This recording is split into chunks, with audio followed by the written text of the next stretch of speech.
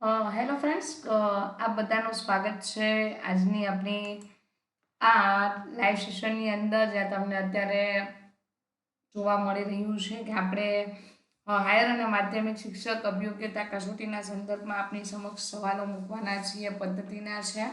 જો પદ્ધતિની અંદર તમારે 20 આઉટ ઓફ 20 આવે છે તો તમારી બિલકુલ તૈયારી સાચી દિશાની અંદર છે એવું આપણે અહીં અનુમાન કરવાનું છે. અને ચોક્કસપણે જો આવા પ્રશ્ન આવશે તો આપનો રિવ્યૂ છે કેવો રહેવાનો છે એ પણ આપણે જાણકારીમાં આવશે. હું છું જ્ઞાન ઝલક ઓનર શુક્લ માધવી અને આપ જોડાઈ ચૂક્યા છો જ્ઞાન ઝલક સાથે. પહેલાં તો વિડીયોને લાઇક અને ચેનલને સબસ્ક્રાઈબ ન હોય તો જરૂરથી કરી દેજો. નિયમિત આપણે લાઈવ સેશન છે ઘણી બધી વાર લાવતા રહ્યા છીએ. ટાટ અને હાયર સેકન્ડરીની કોઈ પણ ભરતીઓ હોય, ટેટની ભરતી હોય, માટે સતત આપણે પ્રયત્નશીલ છીએ કે આપને સૌથી વધારે શ્રેષ્ઠતમ માર્ગ છે એ આવી શકે. એ જ પ્રયત્નના ભાગરૂપે આજે તમે માધ્યમિક અથવા તો હાયરની અંદર જો સંસ્કૃત વિષય સાથે છે તમે પરીક્ષા આપો છો તો આ વિડીયો તમારા માટે બનાવેલું છે. જરૂરથી એન્ડ સુધી છે જોજો અને આપના માર્ક કમેન્ટ બોક્સની અંદર જરૂરથી જણાવજો. 20માંથી આપણે કેટલા માર્ક લાવો છો એની ઉપર તમારું આખું રેશિયો છે એ ડિક્લેરેશન છે એ લાસ્ટમાં થશે. ચલો તો ફર્સ્ટ ઓફ ઓલ ક્વેશ્ચન તરફ જઈએ આપણે. તો વાજીકરણી નીચેનામાંથી કયા વેદ સાથે ઉલ્લેખનીય છે? અથર્વવેદ, આયુર્વેદ, ઋગ્વેદ કે સામવેદ? શું આવશે જવાબ તમારો અહીંયા? 4 ઓપ્શનમાંથી what is your right answer? તમારો સાચો જવાબ છે મને કમેન્ટ બોક્સની અંદર જણાવવાનો છે.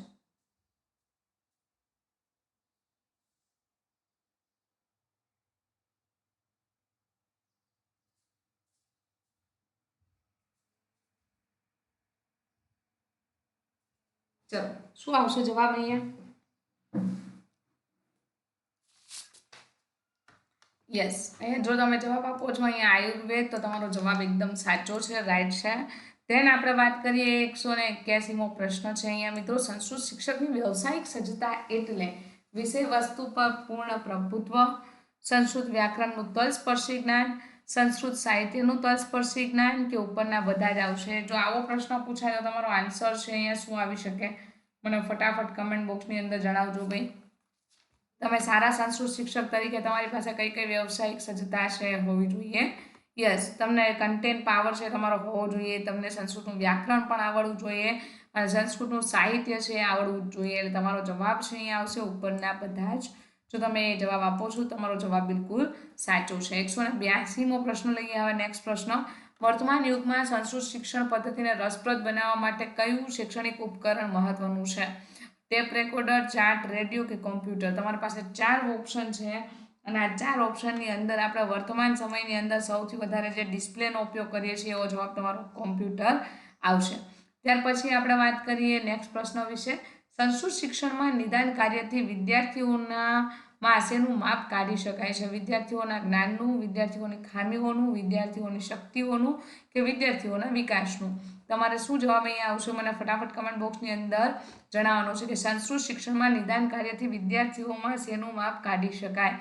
તમારા પ્રશ્નનો જવાબ છે અહીંયા યાદ રાખજો. શિક્ષણ નિદાન કાર્યથી વિદ્યાર્થીના જ્ઞાનનું આપણે શેનું પ્રમાણ માપ કાઢી શકીએ છીએ કે વિદ્યાર્થી કેટલું સમજ શક્તિ છે, જ્ઞાન છે, જાણકારી છે એ મેળવેલી છે એનું. નેક્સ્ટ ક્વેશ્ચન છે 184 નંબરનો ક્વેશ્ચન. ઉપચારાત્મક કાર્યમાં વિદ્યાર્થીઓની ભૂલોનો ઉપચાર કરવામાં આવે છે. સાચું વિધાન છે, ખોટું છે, અંશતઃ સાચું છે કે અંશતઃ ખોટું છે? ચલો શું જવાબ આવશે અહીંયા 184માં? Yes, when you give answer સાચું, કારણ કે ઉપચારાત્મક કાર્ય ક્યારે કરીએ છીએ આપણે? કશીક વસ્તુ વિદ્યાર્થીને નથી આવડતી એ સંજોગની અંદર આપણે ઉપયોગ છે એનો કરીએ છીએ. તો બિલકુલ અહીંયા તમારે યાદ રાખવાનું છે કે સાચું વિધાન છે એ આવશે. નેક્સ્ટ પ્રશ્ન ઉપર જઈએ.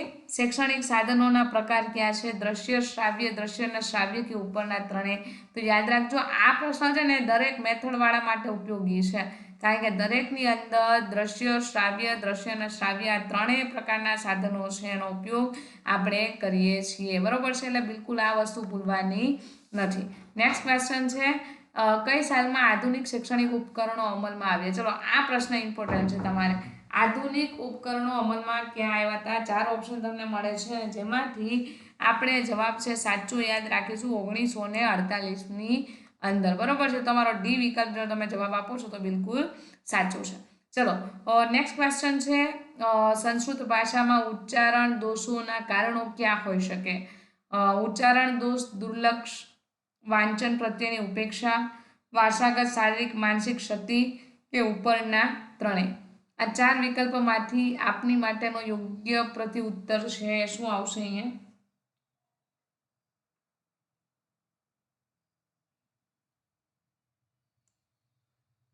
ઉપરના ત્રણેય એકદમ સાચો જવાબ છે. ચલો નેક્સ્ટ પ્રશ્ન છે, સંસ્કૃત શિક્ષકના ગુણોમાં કયો ગુણનો સમાવેશ થતો નથી? સંસ્કૃત ભાષા પરનું ગૌરવ, વર્ગમાં પાઠ વાંચીને ભાષાંતર કરવું, વિષય વસ્તુના જ્ઞાન માટે સંપૂર્ણ તૈયારી, શુદ્ધ અને સ્પષ્ટ ઉચ્ચારો સાથેની અભિવ્યક્તિ.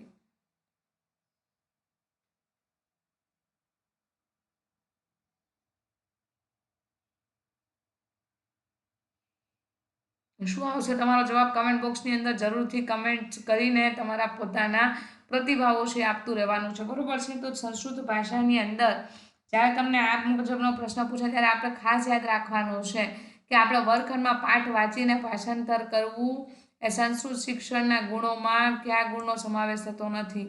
તો આ ગુણ છે એ ન ગણી શકાય, બરોબર છે. આપણે વિષય જ્ઞાન માટે જે તૈયારી કરીએ છીએ એ ગુણધર્મ કહી શકાય. એ જ રીતે આપણે શુદ્ધ અને સ્પષ્ટ ઉચ્ચારો સાથેની અભિવ્યક્તિ કરીએ એ આપણો એક ગુણ ગણી શકાય. પણ ખાલી ભાષાંતર કરી દઈએ છીએ તે ગુણધર્મની અંદર આવતું નથી. એટલે તમારો સાચો જવાબ આવશે અહીંયા બી વિકલ્પ. સંસ્કૃત શિક્ષકને તાલીમની ખાસ આવશ્યકતા છે કારણ કે સંસ્કૃત ભાષા અન્ય ભાષાઓ કરતાં જુદી પડે છે. કેટલાક શિક્ષકો સંસ્કૃત ભાષાનું જ્ઞાન અને પ્રભુત્વ ધરાવતા નથી માટે સંસ્કૃત ભાષાની વિવિધ પદ્ધતિ અને પ્રયુક્તિની જાણકારી માટે. તો અહીંયા તમારો જવાબ છે 189ની અંદર હોવો જોઈએ ઉપરના બધા, કારણ કે ત્રણેય ટર્મ્સ એન્ડ કન્ડિશન અંતર્ગત આપણે જરૂરથી આ વસ્તુ છે એને જાણવી યોગ્યતાપૂર્ણ છે અને જરૂરી પણ છે. બ્લુપ્રિન્ટ બનાવવા માટે નીચેનામાંથી કયા મુદ્દાઓ મહત્વના છે? ચલો આ તો પ્રશ્ન હોય જ છે દરેક જે તે પેપર હોય છે ને એની અંદર. યસ, બ્લુપ્રિન્ટ બનાવશો એટલે પ્રશ્નના પ્રકાર તમારે ખાસ યાદ રાખવાના છે, કયો પ્રશ્ન કેવી રીતે ઇમ્પોર્ટન્ટ બને છે, બરોબર છે. ધેન આપણે 189 નંબરનો ક્વેશ્ચન જોઈએ. તો રજૂ થયેલા ઉદાહરણોના અભ્યાસથી વિદ્યાર્થીઓ જે સિદ્ધાંત તારવે છે તેને કઈ પદ્ધતિ કહેવાય? યાદ રાખજો, ઉદાહરણ પરથી સિદ્ધાંત તારવવું. ઉદાહરણ પરથી સિદ્ધાંત તારવવો. ફરી એકવાર કહું છું કે આવ્યું છે, બરોબર છે, આવ્યું. આપણે ઉદાહરણોને ઉપરથી લાવ્યા છીએ. ઉદાહરણ ઉપરથી લાવો ને એટલે આગમન પદ્ધતિ છે તમારે બિલકુલ યાદ રાખવાની છે. ધેન આપણે વાત કરીએ નિગમન પદ્ધતિની એક મર્યાદા છે. કઈ મર્યાદા છે? તર્કબદ્ધ વિચારણાના અભાવથી તારણ મુશ્કેલ બને, સમય ઘણો વેડફાય, બાળકો નીરસ બની જાય, શરૂઆતમાં નિયમ આપી દેવાથી વિદ્યાર્થીઓની ઉત્સુકતાનો અંત આવી જાય. ચલો મર્યાદા કઈ છે અહીંયા? યસ, આવડી જાય એવો જ પ્રશ્ન છે. આપણે શરૂઆતથી શું કરીએ છીએ તો કે આગમનમાં પહેલા ઉદાહરણો આપેલા, વિદ્યાર્થી છે ને એક પછી એક ઉદાહરણ જોવે ને પછી એના આધારે નિયમ તારવે. પણ સીધો જ નિયમ આપણે વિદ્યાર્થી ઉપર ઠોકી બેસાડશું તો શું થશે? તો કે વિદ્યાર્થીને કશુંક નવું જાણવાની ખંત છે કે જિજ્ઞાસા વૃત્તિ છે એ ધીરે ધીરે કરતા ઘટતી જાય છે. એટલે તમારો જવાબ છે અહીંયા ડી આવશે. સંસ્કૃતના અશુદ્ધ ઉચ્ચારણો માટે નીચેના કારણો કયા હોઈ શકે? વર્ણ ઝડપથી બોલવા, અટકી અટકીને બોલવું, ગાતા હોય તેમ બોલવું કે ઉપરના ત્રણેય.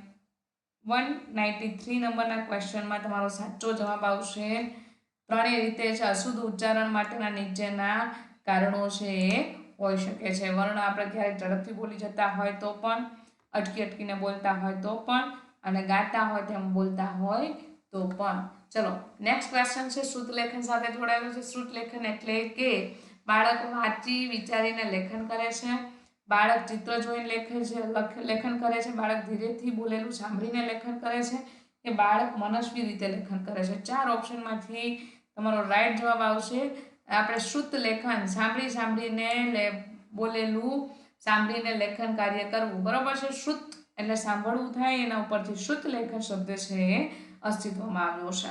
નેક્સ્ટ ક્વેશ્ચન જોઈએ. માનસિક ક્ષતિના કારણે વિદ્યાર્થીને ઉચ્ચારણ દોષ થાય તો મનોચિકિત્સકની સારવાર લેવાની વાત છે એ કરવી જોઈએ. સમાજશાસ્ત્રની મદદ લેવી જોઈએ. લેખન કાર્યનો સતત મહાવરો કરાવવો જોઈએ કે આયુર્વેદિક ઔષધિનું સેવન કરાવવું. તમને ખ્યાલ છે મુજબ કે આપણે માનસિક ક્ષતિના કારણે કોઈ વિદ્યાર્થી છે ને ઉચ્ચારણ દોષ થતો હોય તો ચોક્કસથી મનોચિકિત્સકની મુલાકાત લેવી જરૂરી છે. અર્થબોધ પદ્ધતિ એટલે શું? કાવ્યનો અર્થ સમજીને ગાન કરાવે તે પદ્ધતિ. શબ્દનો અર્થબોધ કરાવે તે પદ્ધતિ, શબ્દ ભંડોળ વધારે તે પદ્ધતિ, કે અનર્થમાંથી બચાવે તે પદ્ધતિ. ચલો 4 ઓપ્શન આપણી પાસે છે. યસ, શબ્દનો અર્થબોધ કરાવે, બરોબર છે. શબ્દનો અર્થબોધ કરાવે તે પદ્ધતિને આપણે અર્થબોધ પદ્ધતિ કહીએ છીએ. પ્રત્યક્ષ પદ્ધતિ અન્ય કયા નામે ઓળખાય? અર્થબોધ, પરોક્ષ, આગમન કે પ્રાકૃતિ?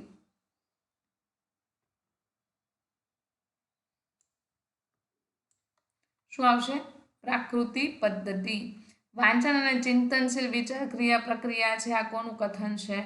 બેસ્ટ, રેબો, રોબિન્સન કે થોર્નડાઇક? 198. ચલો તમારો સાચો જવાબ છે અહીંયા આવશે બેટ્સ. 2 જવાબ ઉપર અહીંયા ટીક માર્ક થઈ ગયું, પણ તમારે એક જ જવાબ માનવાનો છો. એ વિકલ્પ છે એ એકદમ સાચો છે. અહીંયા આપણે રિમાર્ક કરીને સુધારી દઈએ એટલે તમને પ્રોબ્લેમ ના થાય, બરોબર છે. શું જવાબ આવશે અહીંયા? બેટ્સ. ધ્યાન કરીએ, દ્રુત વાંચનના મુખ્ય 2 ઉદ્દેશ કયા છે? લયબદ્ધ ગાન કરો અને દ્રુત ગાન, અર્થ ગ્રહણ અને આસ્વાદ, આનંદ અને ઉલ્લાસ. હવે દ્રુત એટલે કેવું? ઝડપથી વાંચન, બરોબર છે. હવે તમને ખ્યાલ આવી જશે કે હવે કયો જવાબ છે અહીંયા આવશે 199 નંબરના ક્વેશ્ચનની અંદર. દ્રુત વાંચન એટલે અર્થગ્રહણ અને આસ્વાદ, બરોબર છે. શું જવાબ આવશે તમારો? બી વિકલ્પ છે એ અહીંયા આવી શકે છે. ધ્યાન વાત કરીએ, લાસ્ટ ક્વેશ્ચન 20 નંબરનો ક્વેશ્ચન છે આપણો અહીંયા. અને 20 નંબરના ક્વેશ્ચનની અંદર સંસ્કૃત સાહિત્યના મુખ્ય 2 વિભાગો કયા છે? યોગિક સાહિત્ય, ભાષ્ય સાહિત્ય, પ્રશિષ્ટ સાહિત્ય, વિશિષ્ટ સાહિત્ય, વાક્ય અને રચના, વૈદિક સાહિત્ય અને પ્રશિષ્ટ સાહિત્ય. તમારો સાચો જવાબ કયો આવશે? ડી વિકલ્પ છે એ તમારો અહીંયા સાહિત્યના સંદર્ભમાં 2 મુખ્ય વિભાગ આવશે, વૈદિક સાહિત્ય અને પ્રશિષ્ટ સાહિત્ય, બરોબર છે. જો તમે જવાબ આપી રહ્યા છો ડી વિકલ્પ, તમારો જવાબ બિલકુલ અહીંયા સાચો છે. તો મિત્રો આ 20 માર્કની ટેસ્ટમાંથી આપના માર્ક કેટલા આવ્યા મને જરૂરથી કમેન્ટ બોક્સની અંદર જણાવવાનું અચૂક ન ભૂલતા.